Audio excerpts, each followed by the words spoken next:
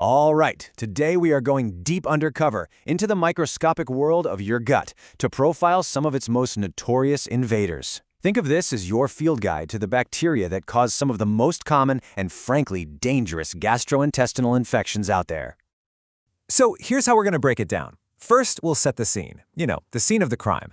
Then, we're opening up the case files on 3 major culprits one by one. After that, we'll compare their MOs, and finally, we'll look at how we actually fight back and solve the case. Okay, first things first, let's get to know the criminal underworld of the gastrointestinal tract.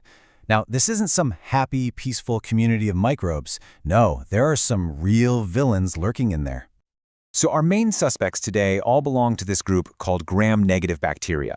Now, where does that name come from? Well, it's from a classic lab test, the Gram stain. Because of their unique cell wall, they just don't hold on to the first purple dye that's used. Instead, they get colored by the pink counter stain. So you look at them under a microscope and boom, they've got this very distinct pink look. A lot of these gram-negative bad guys belong to the Enterobacteriaceae family. You can kind of think of them as this huge, powerful crime syndicate. I mean, they're everywhere. They're ubiquitous. And look, while most of the family members are harmless, this group includes some of the most infamous pathogens we know, like E. coli, Shigella, and Klebsiella.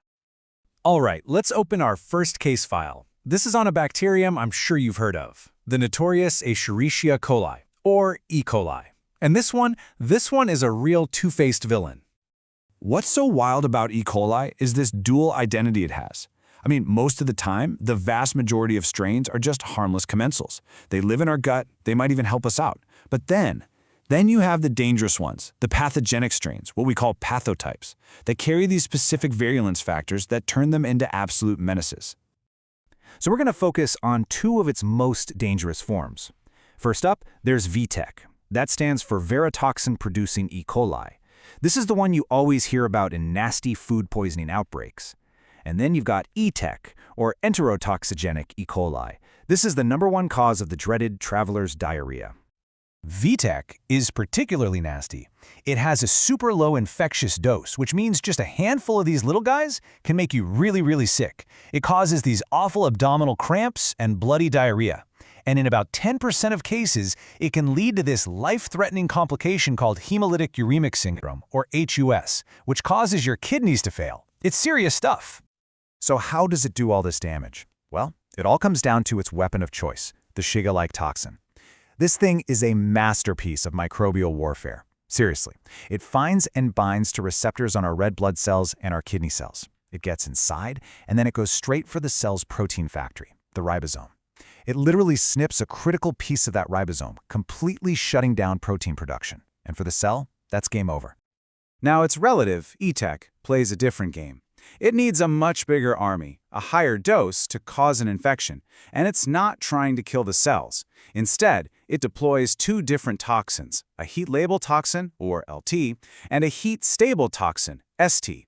What these do is hijack the cell's internal communication, creating this ionic imbalance that basically forces your intestinal cells to pump out massive amounts of water and electrolytes. And the result? Watery diarrhea.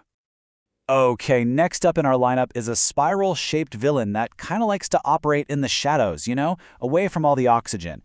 Let's meet Campylobacter jejuni. This culprit has a very distinct profile.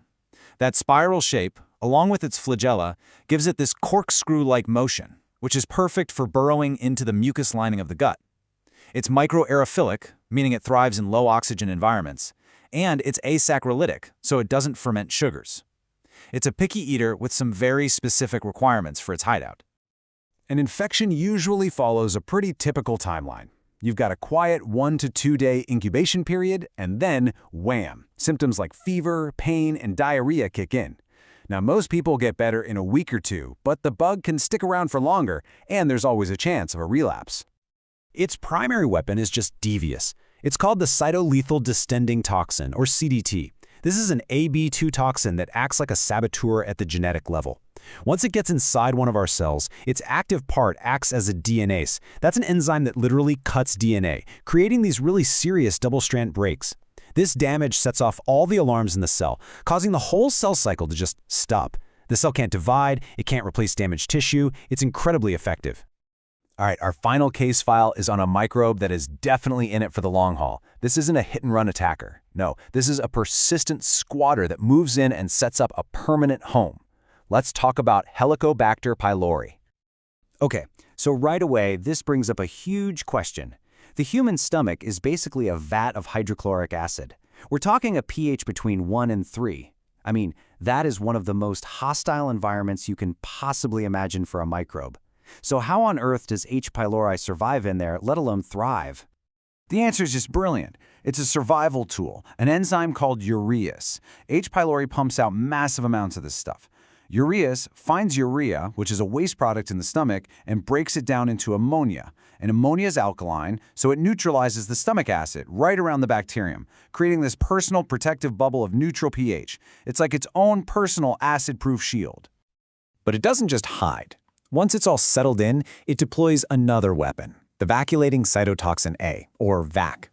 This toxin literally punches holes in the membranes of your stomach lining cells by forming channels. This totally messes up the cell's internal environment, causing these big bubbles called vacuoles to form, and eventually, the cell dies. And this chronic, long-term damage is what leads to gastritis and peptic ulcers. Okay, so now that we've profiled our 3 main villains, let's pull up their rap sheets and compare them side by side. Let's see the full damage report. This table really lays it all out for us. You've got VTEC E. coli, which attacks the large intestine, causes that bloody diarrhea, and its biggest threat is kidney failure from HUS, all powered by its Shiga-like toxin. Then there's Campylobacter jejuni, causing gastroenteritis. Its rare but severe outcome is Guillain-Barré syndrome, a type of neuropathy, driven by that DNA-shredding CDT toxin. And finally, H. pylori, setting up shop in the stomach, causing ulcers, with stomach cancer as the scariest long-term risk, all made possible by its urease shield and VAC toxin. So, when you're up against such formidable foes, armed with these sophisticated chemical weapons and survival tricks, you have to wonder, how do we even begin to investigate these microscopic crimes and fight back? Well, we have a really powerful diagnostic toolkit. The classic method is culture and plating, growing the bacteria from a sample on special agar plates.